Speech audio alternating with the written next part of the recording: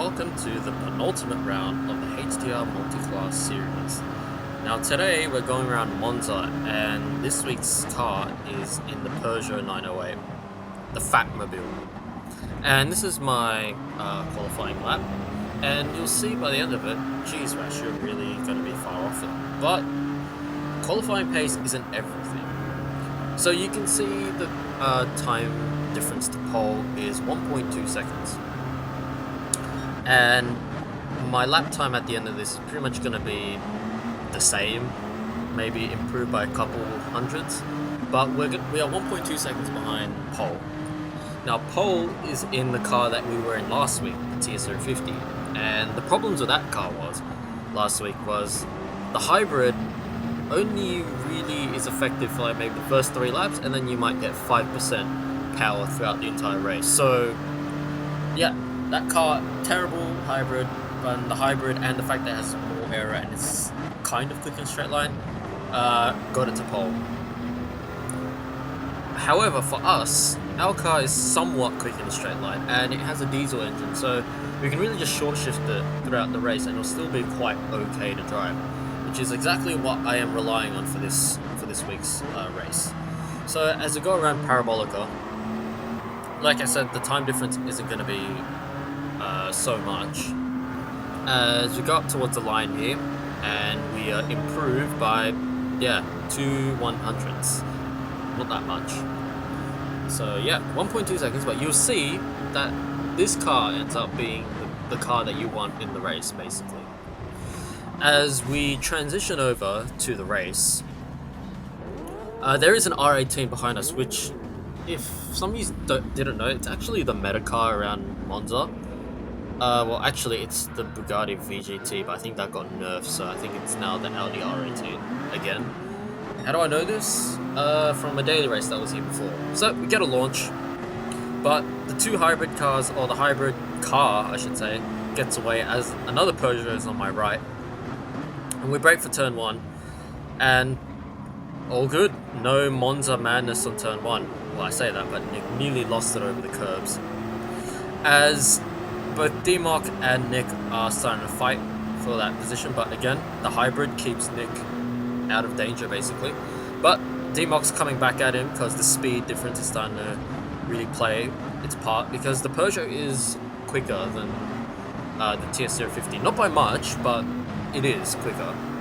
But Nick is pulling away now, because again, he still has that hybrid. Like it was last week for me at Spa, where I could still keep up with the 919s. Nick is going to pull quite a gap here to us because of that hybrid. Now, Go Racer behind us is in the Audi R18. Not the crap one, but the one that we race at Daytona, which takes the guise of the Ferrari hypercar. And like I said, that thing is the meta car. Now, I should probably explain my strategy here. So, this week's mandated tyres were a hard tyre and a soft tyre, which sucks because a soft tyre is quite rubbish, gonna be completely honest. So the plan was to go as far into the race with the hard tyres and then do 2 stints of soft, or a stint of soft and a stint of medium. Now, I didn't really think I needed the medium, but I realised literally just before the race started, hey, you know what, let's just go on the medium tyre, more reliable. As we go down the pit straight for lap 2, you can see the 2 ahead, they are fighting. Now D-Mock has got ahead of Nick, and funny enough, D-Mock is on a completely different strategy to me, Nick, and Go Racer behind. So us 3 are all on hard tyres, while D-Mock has gone on soft tyre, full push. So that's why he's eking ahead of us. And also it's probably why he's keeping up with us, because straight up honesty, he's probably not as quick as us 3 here. As we close up the gap to Nick, and in my eyes, I think that battery is already completely drained on his car, and now he's getting the little bit of 5% that you get from braking per corner. So, which is why now the gap has now closed up from the gap that he had to us on lap 1, and now the only thing that's keeping him from sinking backwards now is a toe off of the Peugeot ahead, and the fact that it is a lot better on the corners. And you can see behind me, Go Race is now starting to catch up, so now he's slowly getting to grips with his car. So all four of the cars here, pretty close on pace, I'd say. But we're going to get one really big change for position here. As we go through Parabolica, you can see the closing speed on my Peugeot. It is quicker, and Nick isn't going to get a really big launch out of Parabolica either. And his car is slow. So we tuck into the toe, and this is where I'm expecting for an overtake. You can see this closing speed. It's absolutely massive. As we go right, and Go Racer follows us behind, but he actually goes to the left. As we all three of us brake, Nick really brakes hard, but Go Racer goes wide. I kind of give space on the left, and I don't know, you can look in the radar on the bottom right. Go Racer kind of gets expelled to the left as the two behind us kind of come contact with each other. And now me and D-Mock, the two Peugeots, are now the two leading cars. But we're not teammates, let me stress that. And now this is my strategy now. Fuel save and pull away. Now I don't think everyone else had a really good pace on hards. That's what I think going into this race. And my suspicions are going to be confirmed. As we go to lap 7, this is D-Mock's pit lap. And you can see the gap to Nick behind. I've pulled a 7-second gap within maybe 5 laps. So my hard tyre pace is much more superior to everyone else, it seems. As, 7 seconds. And as you can see, D-Mock was on the soft tyre the whole time, which is why he kept up with us. But as we transition to the next clip, lap 14, I've pulled now a 17-second gap as we pass through some traffic here. Because again, it is a multi-class series, but again, I don't really feature or show the every single GT3 overtake because I think that's just really boring.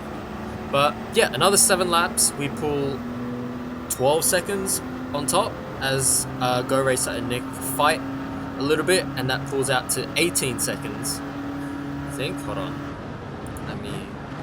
18.5 seconds now.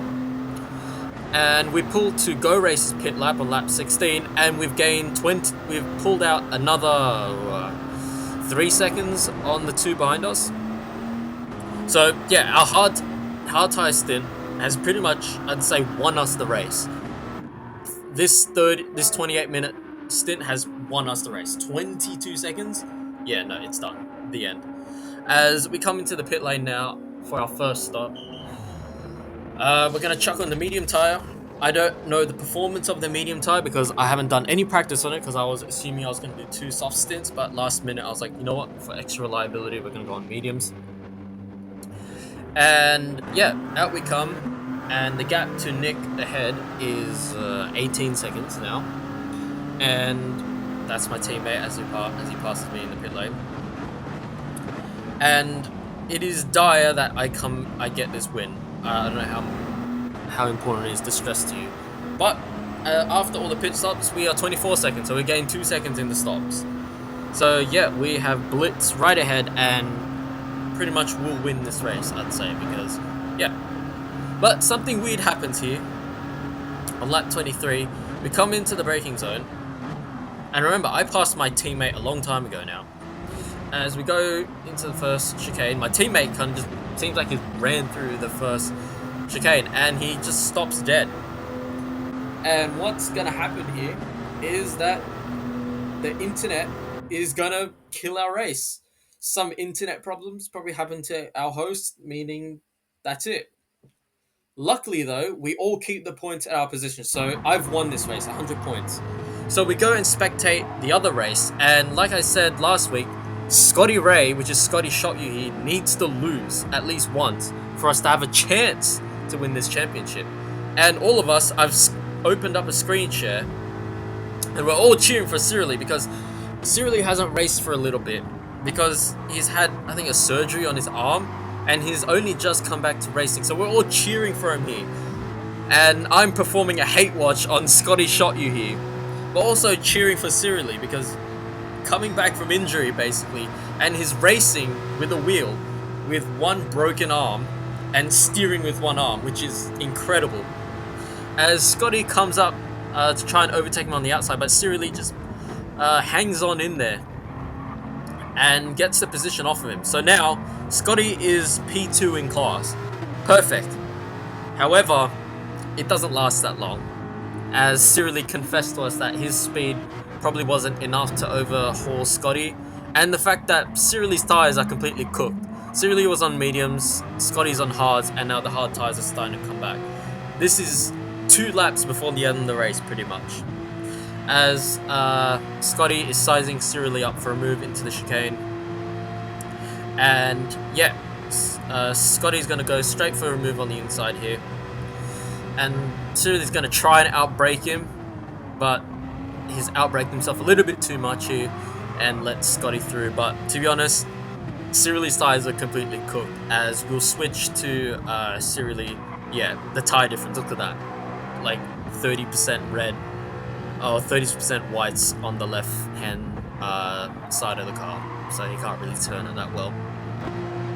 As yeah, the hate watch was not successful, as Scotty comes out first in class and also gathers up 100 points.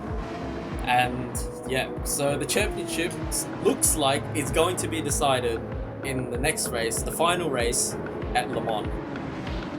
At least that's what I thought it was, until later on today when I finally got the car I was going to get. So we are 6 points behind Scotty Ray.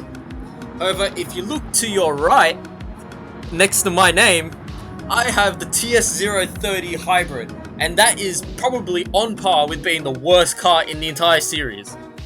That thing is slow in a straight line, kinda okay in the corners, but the straight line speed is very important here, because this is the 24 Hours of Le Mans circuit without chicanes, and I'm going up against an R18, the 2016 version, a GTR, the Nismo, the 15, and 919. And more importantly, the Nismo, that is the second fastest car in the entire class. And that going down the Mulsanne without any chicanes, plus all the other straights, means I've pretty much lost this championship, I'd say. Unless something miraculous happens to that GTR in the next round, we are sunk. So, thank you all for watching, and I'll see you next week for our Day with Destiny.